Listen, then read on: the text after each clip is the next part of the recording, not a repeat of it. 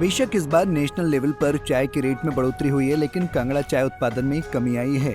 ऐसे में धर्मशाला चाय उद्योग को इस बार करीब 50 लाख का नुकसान उठाना पड़ेगा। कोरोना काल से लगातार उत्पादन में कमी दर्ज की जा रही है।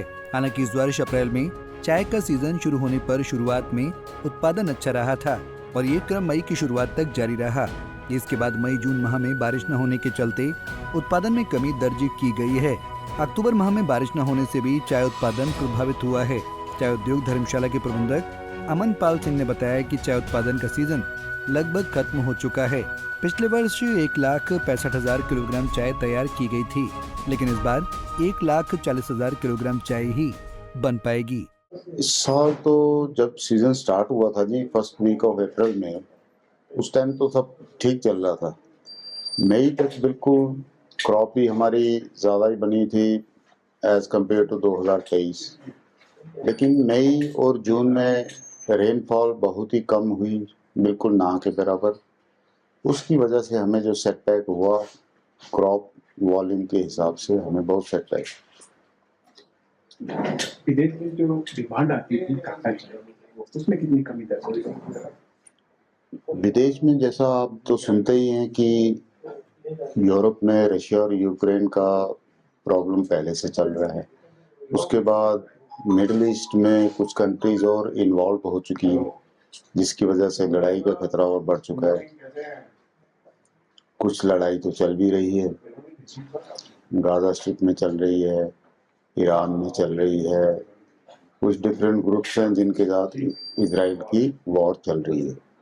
उसकी वजह से हमें काफ़ी इफेक्ट हुआ है, हमारे एक्सपोर्ट्स पे काफ़ी इफेक्ट हुआ है। जो मिडिल ईस्ट में एक्सपोर्ट होता था उसमें काफ़ी कमी आई है। मौसम का कितना प्रभाव जो है इस बार चाय उत्पादन पे पड़ा है? मौसम का प्रभाव भी बहुत ज़्यादा पड़ा है।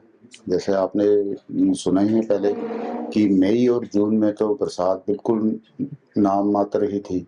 उसकी वजह से हमारे जो क्रॉप है काफ़ी सेटबैक पहुंचा हमें, इसमें काफ़ी कम हमारी क्रॉप बनी है इसमें।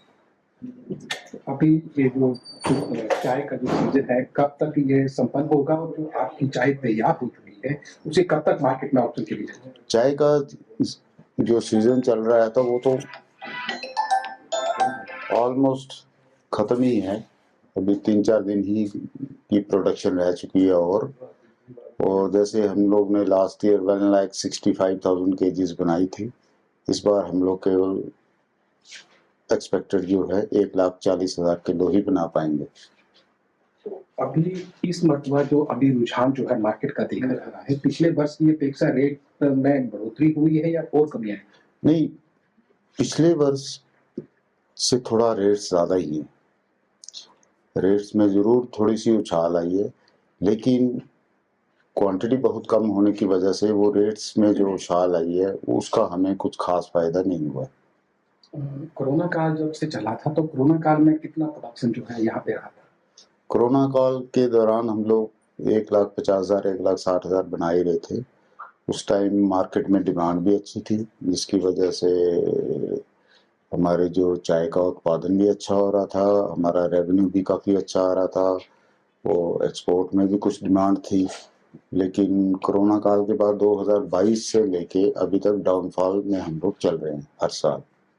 अभी तक कितना नुकसान का आकलन भी किया जाता है कि कितना नुकसान? बिल्कुल ना, हम लोग अभी जो फाइनल नुकसान का आकलन तो फरवरी और मार्च में ही जाके पता चलता है।